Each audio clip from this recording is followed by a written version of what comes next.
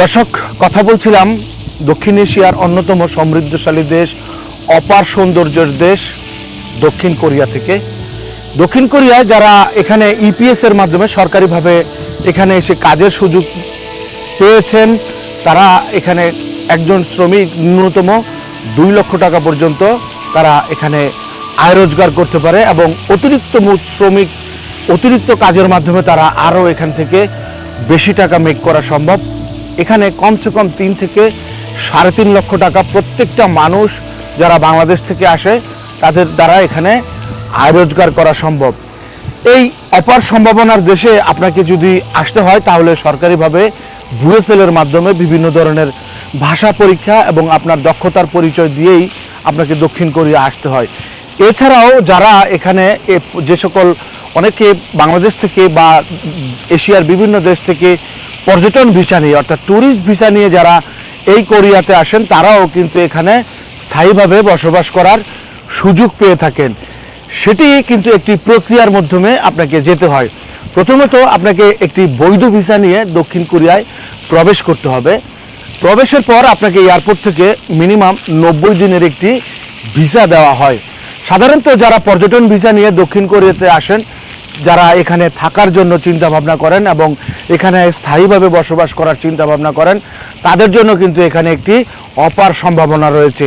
সেটি কিন্তু আপনাকে একটি প্রক্রিয়ার মাধ্যমে দিয়ে যেতে হয়, সে কথাই বলবো, কোথাও যাবেন না, আমাদের সাথেই থাকুন।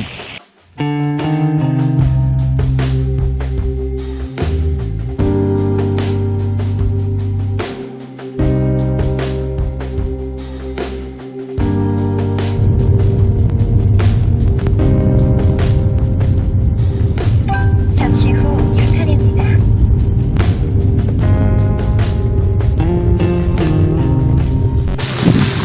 যে কথা বলছিলাম, আপনাকে প্রথমে ভ্রমণ ভিসায় কোরিয়াতে আসার পর আপনি যদি এখানে স্থায়ীভাবে বসবাস করতে চান, সেই সুযোগ কিন্তু দক্ষিণ কোরিয়াতেও আছে।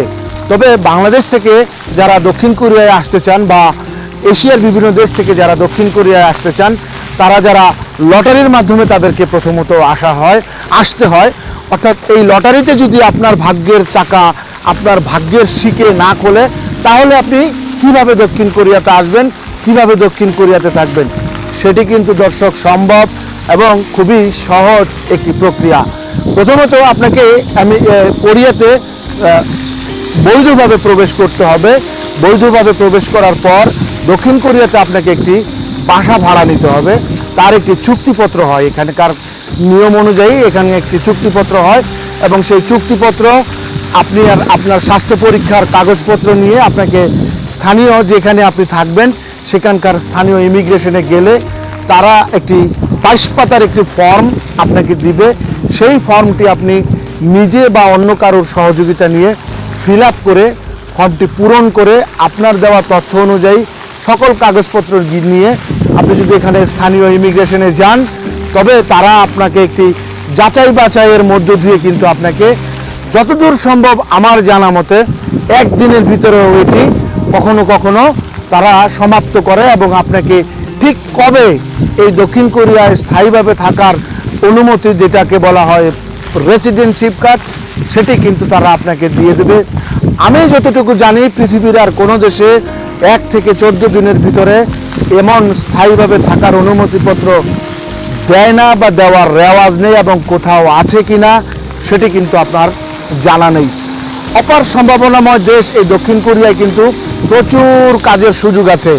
আপনারা যারা কাজ করে আপনার মেধা এবং শ্রম বিক্রি করে যারা এখান থেকে প্রচুর টাকা ইনকাম করতে চান, তারা কিন্তু আর দেরি না করে যে কোনো বৈধ উপায়ে দক্ষিণ কোরিয়া চলে আসতে পারেন এবং দক্ষিণ কোরিয়া চলে এসে এখানকার সরকারের যে দেওয়া যে সুযোগ এবং সুবিধা সেটি কিন্তু আপনি গ্রহণ করতে পারেন। দর্শক, একটি অপার সৌন্দর্য এবং প্রাকৃতিক সৌন্দর্যের দেশ এই দক্ষিণ কোরিয়া, নিয়মানুবর্তিতার দেশ এই দক্ষিণ কোরিয়া, নিয়ম মানার দেশ এই দক্ষিণ কোরিয়া। একটি কথা জানলে আপনি সবচেয়ে বেশি অবাক হবেন, এখানে কাজের কোনো অভাবই নেই। আপনি যার কাছে যাবেন, আপনি যাকেই জিজ্ঞেস করুন না কেন যে আপনি দক্ষিণ কোরিয়ায় আসছেন, আপনি দক্ষিণ কোরিয়া থাকার বৈধ অনুমতিপত্র আপনার আছে, তবে আপনাকে যে কোনো উপায়ে একটি কাজ কিন্তু আপনার মিলে যাবে। আপনি যদি অন্তত সপ্তাহে 5 দিন 8 ঘন্টা করে প্রতিদিন কাজ করেন, কমপক্ষে আপনি 2 থেকে 2.5 লক্ষ টাকা বাংলা টাকায় এখানে আপনি আয় রুজি করতে পারবেন। এবং আমাদের হিসাব অনুযায়ী, ক্যালকুলেশন হিসাব অনুযায়ী বাসা ভাড়া এবং খাওয়া খরচ দিয়ে এখানে বাংলা টাকায় 1 লক্ষ টাকার মতো খরচ হয়, এবং বাকি টাকা কিন্তু আপনি আপনার পরিবারের জন্য, দেশে রেখে আসা পরিবারের জন্য এখান থেকে প্রেরণ করতে পারবেন। তো দক্ষিণ কোরিয়ায় এই যে বিশাল শ্রমবাজার, সেই শ্রমবাজারে আমাদের ইতিমধ্যে বাংলাদেশ থেকে প্রায় 30,000-এর উপরে, মতান্তরে 31 থেকে 32,000-এর মতো দক্ষ শ্রমিক এই দক্ষিণ কোরিয়াতে কাজ করে। এবং এই পুরো দক্ষিণ কোরিয়ার কমিউনিটিতে এখন পর্যন্ত মাত্র 38,000 বাঙালির আছে বলে সরকারিভাবে আমরা ইতিমধ্যে জানতে পেরেছি। তো দর্শক, আইপিটিভি চ্যানেল 4-এর পর্দায় দেশ বিদেশের খবরাখবরের আজকের পর্বে আমাদের কাছে রয়েছে দক্ষিণ কোরিয়ায় আপনার স্থায়ীভাবে বসবাস করার যে সুযোগ এবং যে সুবিধা এবং যার প্রক্রিয়া, এটি নিয়ে আজকে কথা বলছি। এ ব্যাপারে আমরা আরও বিস্তারিত তুলে ধরবো। আপনাদের যদি কোনো কিছু জিজ্ঞাসা এবং জানবার থাকে, আমাদের এই কন্টেন্টটির নিচে কমেন্ট বক্সে গিয়ে সেটি আমাদেরকে লিখতে পারেন। আমরা আমাদের জায়গা থেকে যতটুকু সম্ভব এই তথ্য উপাত্ত দিয়ে আপনাদেরকে সহযোগিতা করব। পাশাপাশি এই তথ্যটি বেশি মানুষকে জানবার সুযোগ দিয়ে আমাদের এই কন্টেন্টটি লাইক, কমেন্ট এবং শেয়ার করে মুক্তিযুদ্ধের চেতনায় আমাদের যে এই পথ চলা, আমাদের এই পথ চলায় সাথেই থাকি। সকলকে ধন্যবাদ।